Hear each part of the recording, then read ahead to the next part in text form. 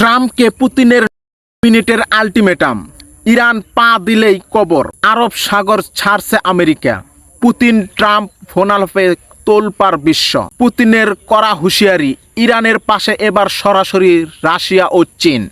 আসসালামু আলাইকুম, আমি আবদুল্লাহ আনসারি, আপনারা দেখছেন মিস্টার আনসারি ইউটিউব চ্যানেল। সকলকে শুভেচ্ছা ও অভিনন্দন জানিয়ে আজকের বিস্তারিত আলোচনা করব। প্রিয় দর্শক, মধ্যপ্রাচ্যের রণক্ষেত্রে এক অভাবনীয় মোড়।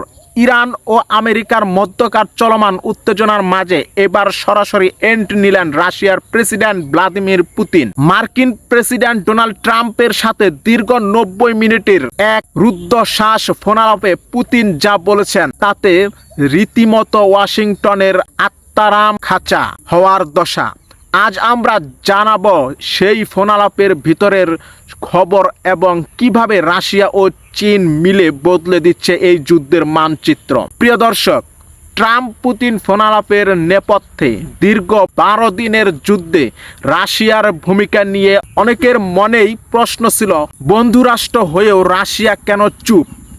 কিন্তু গত 28শে ফেব্রুয়ারি থেকে শুরু হওয়া 40 দিনের এই যুদ্ধের দৃশ্যপট সম্পূর্ণ বদলে গেছে। রাশিয়ার প্রেসিডেন্ট ভ্লাদিমির পুতিন ডোনাল্ড ট্রাম্পকে স্পষ্ট ভাষায় সতর্ক করেছেন। পুতিন বলেছেন, মিস্টার ট্রাম্প, ইসরায়েলি প্রধানমন্ত্রী নেতানিয়াহুর উস্কানিতে পা দিয়ে ইরানে স্থল অভিযানের বোকামি করবেন না। এটি হবে মার্কিন ইতিহাসের সবচেয়ে বড় ভুল সিদ্ধান্ত। পুতিনের হুঁশিয়ারি ও যুদ্ধের ভয়াবহতা। পুতিন ট্রাম্পকে বন্ধু হিসেবে সতর্ক করে জানিয়েছেন, ইরান এখন আর আগের অবস্থানে নেই। যদি মার্কিন সেনারা ইরানে প্রবেশ করে তবে সেই জীবিত ফিরতে পারবে না, তবে তাদের মৃত্যু হবে, নয়তো তারা বন্দী হবে। শুধু তাই নয়, পুতিন আরও মনে করিয়ে দিয়েছেন যে ইরানের সর্বোচ্চ নেতা আয়াতুল্লাহ খামেনি নতি স্বীকার করার পাত্র নন। ইরান তার শেষ রক্তবিন্দু দিয়ে লড়াইয়ের প্রস্তুতি নিয়ে রেখেছে। প্রিয় দর্শক, মজার ব্যাপার হলো, আমেরিকা যখন আরবের বিভিন্ন ঘাঁটিতে অবস্থান নিচ্ছিল তখন ইরান নিখুঁতভাবে ড্রোন হামলা চালিয়েছে। সিআইএ এজেন্টরা কোন হোটেলের কত নম্বর রুমে আছে সেই তথ্য ইরান কিভাবে পাচ্ছে?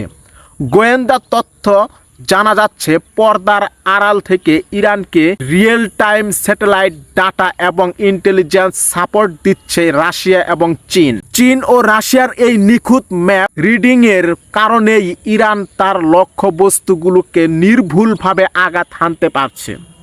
প্রিয় দর্শক, গালফ কান্ট্রি ও জ্বালানি তেলের রাজনীতি। পুতিন ট্রাম্পকে আরও একটি চরম হুমকির কথা শুনিয়েছেন। যদি ইরান আক্রান্ত হয় তবে পুরো গালফ বা আরব অঞ্চল পুড়িয়ে ছারখার করে দেওয়ার হবে। আমেরিকার মিত্র দেশগুলোর একটি তেলকূপও অক্ষত থাকবে না।